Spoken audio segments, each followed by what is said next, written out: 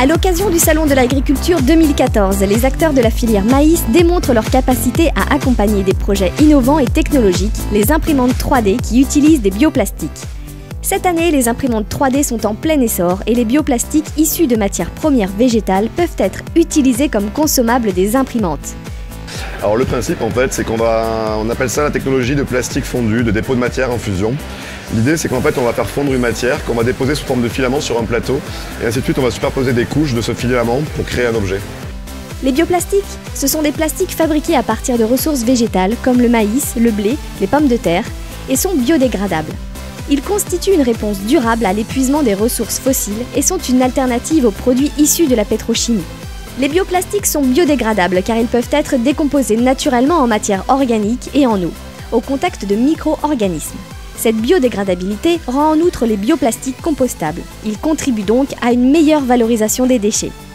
L'idée c'est d'avoir un plastique qui soit produit en local et consommé en fait là où il y en a besoin, qui soit produit là où il y a besoin d'être consommé. Et surtout d'être biodégradable par la suite, c'est-à-dire sans empreinte sur l'environnement, de pouvoir être dégradé et refabriqué après par la suite. On peut imaginer pas mal de choses en fait. Une imprimante 3D concrètement, ça va permettre de fabriquer à peu près tout ce que le cerveau peut imaginer à partir du moment où on peut le modéliser en 3 dimensions sur un ordinateur. Là on est limité sur des volumes qui font 20 cm environ sur chaque axe, donc en hauteur, profondeur et largeur. Mais on peut très bien envisager de faire des pièces qui soient mécaniquement utilisables. Pour répondre aux attentes de la société, de nouvelles passerelles entre les filières agricoles, chimiques et plasturgiques se mettent progressivement en place autour d'une gestion durable des ressources. La filière française des bioplastiques rassemble les agriculteurs produisant du maïs, par exemple, les amidonniers et les féculiers, chargés d'extraire l'amidon des graines de maïs. Les fabricants de résine bioplastique fournissant les granules de bioplastique aux industriels de la plasturgie et enfin les distributeurs de produits en bioplastique. VG-Plast est l'un des acteurs de cette filière agro-industrielle. On est une société qui faisons à peu près 5 millions d'euros de chiffre d'affaires, il y a 45 salariés qui travaillent. On a une usine de 7000 m², on a acheté une deuxième là, également parce que c'est un marché qui est en croissance. Et donc l'objet de la société de VG-Plast c'est de transformer des céréales principalement en pièces biodégradables.